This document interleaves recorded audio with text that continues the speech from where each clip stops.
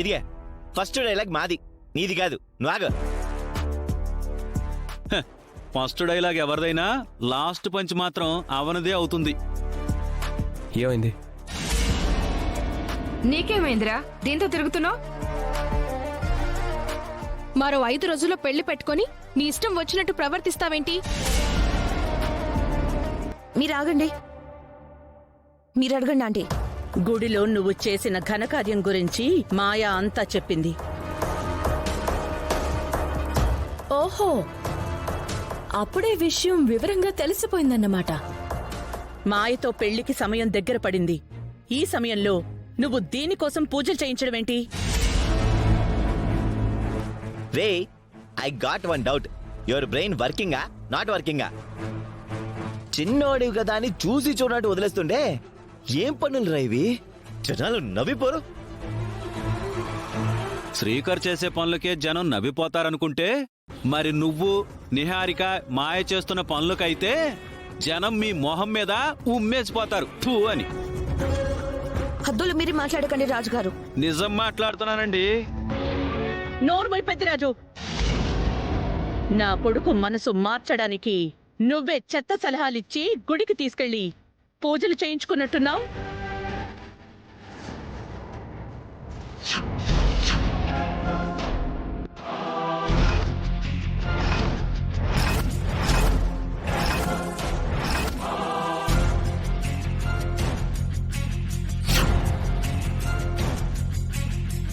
ఓ, అమ్మ చేయబట్టుకుంటావా? అమ్మకి ఎదురు తిరుగుతావా? ఏమైందిరా నీకు? వినాశకాలే విపరీత బుద్ధి అంటే ఇదేనేమో. ఇంకా ఆపుతారా మీరు? అవని నన్ను గుడికి తీసుకుని వెళ్ళలేదమ్మా. నేనే గుడికి వెళ్ళి అవని గురించి మొక్కుతూ ఉంటే ఇంతలో అవని వచ్చింది. దీని పేరు మీద పూజ చేయించాల్సిన అవసరం ఏముంది? అవనికి ప్రమాదం జరిగినప్పుడు మొక్కుకున్నాను, అందుకే మొక్కు తీర్చుకోవడానికి వెళ్ళాను. మొక్కుకోవాల్సినంత ప్రేమను ఎందుకు చూపిస్తున్నావు? గతంలో నేను ప్రమాదంలో ఉన్నప్పుడు నా గురించి మొక్కుకుంది. తను నా పట్ల బాధ్యతను చూపించినప్పుడు నేను కూడా నా బాధ్యతను చూపించాలి కదా. ఇందులో తప్పే ఉందమ్మా. ఈ విషయాన్ని మీరు రాద్ధాంతం చేయాల్సిన అవసరం లేదు వేద.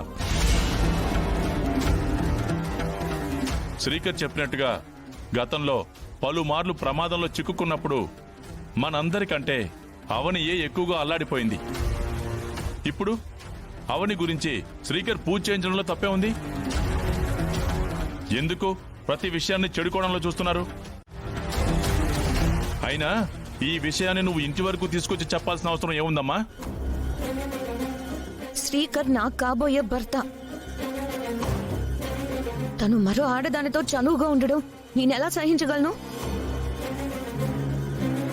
నీకంత ఇబ్బంది అనిపించినప్పుడు అక్కడే అడగాల్సింది, మా దగ్గరకు రావాల్సింది. గుడిలోకి నేను రాలేను కాబట్టే కదా ఒక్కడ వదిలేశాను. బావే నా గురించి పూజలు చేపించాడు. ఇందులో నా కుట్ర ఏమీ లేదని ఇప్పుడు మీ అందరికీ అర్థమైంది కదా.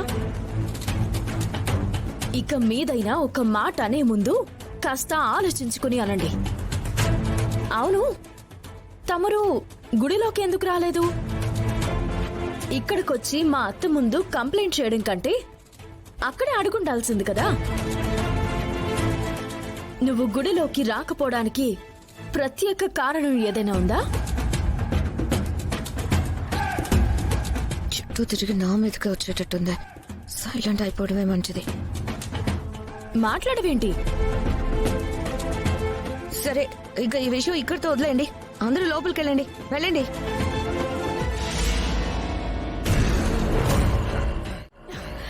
గౌరీ, అయ్యో అవని, అవని, అవని ఆగు, ఆగు అవని. చెప్తుంది నీకే, కళ్ళు తిరుగుతున్నాయి. ఆగు తల్లి, నీకు పుణ్యం ఉంటుంది. పుణ్యమంతా నీకే దక్కుతుంది గౌరీ. నాకెందుకు దక్కుతుంది? అసలు నేనేం చేశానని? అయినా ఈరోజు నువ్వింత సంతోషంగా ఎందుకున్నావు? మామూలు సంతోషంగా లేను. ఎందుకంటే ఈరోజు బావ గుడికి వెళ్ళి నా పేరున పూజలు చేయించాడు. అవునా? అవును గౌరీ. నాకు ప్రమాదం జరిగిన సమయంలో మొక్కుకున్నాడంట. అందుకే గుడిలో పూజలు చేయించడమే కాకుండా ఈ విషయంలో ఆ మాయ వలన తన ఇంట్లో గొడవ జరిగితే నా తరపున మాట్లాడాడు కూడా. ఆ మాయ అయితే తోక ముడుచుకుని పోయింది.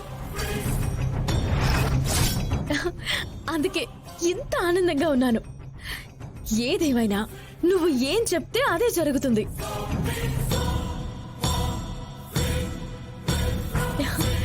కొంచెం ఓపికతో ఉండమన్నావు. ముందు ముందు మంచి జరుగుతుంది అని ధైర్యం, నమ్మకం ఇస్తున్నావు. నా గురించి ఆలోచిస్తున్నావు. నా కోసం కష్టపడుతున్నావు. ఎప్పటికీ నీకు రుణపడుంటాను. నువ్వు అర్చనతో పాటు నా ఇంటికి రావడం నా అదృష్టం. నా పట్ల చాలా చాలా బాధ్యతను తీసుకుంటున్నావు. నువ్వెప్పటికీ నా ఇంట్లోనే ఉండిపోవాలి. 4 రోజులు నీ ఇంట్లో ఆశ్రయం పొందుదామని వచ్చాను. నువ్వు నన్ను సొంత మనిషిలా చూసేసరికి నేను కూడా నీ పట్ల బాధ్యతను పెంచుకున్నాను. మీ ఇద్దరిని కలపడానికి నిర్ణయించుకున్నాను. మీ ఇద్దరి మధ్యలో ఎవరూ రాకుండా చూసుకుంటాను అని నీకు మాటిచ్చాను. నేను నీ ఇంట్లో ఉన్నంతకాలం ఎటువంటి కష్టమూ నీ దరి చేరకుండా చూసుకుంటాను. నేను నీ ఎదురుగా ఉన్నంతకాలం నీ ఎదురుగా ఎటువంటి ఆపద రాకుండా చూసుకుంటాను. నీ ధైర్యంలా, నీ నీడలా ఉంటాను. నా అండదండలు నీకు ఎప్పుడూ ఉంటాయవని నువ్వు నిశ్చింతగా ఉండు. నీ మాటలు వింటుంటే నా బావ నాకు తొందరలోనే దగ్గరైపోతాడు అనిపిస్తుంది. ఈ తాళి నా నుండి దూరం అయిపోయి ఆ మాయకు దగ్గర కాదు అని అనిపిస్తుంది. నేనుండగా అలా ఎందుకు జరగనిస్తాను? తాళిని బరువుగా భావించే ఏ ఆడది కాపురానికి పనికిరాదు.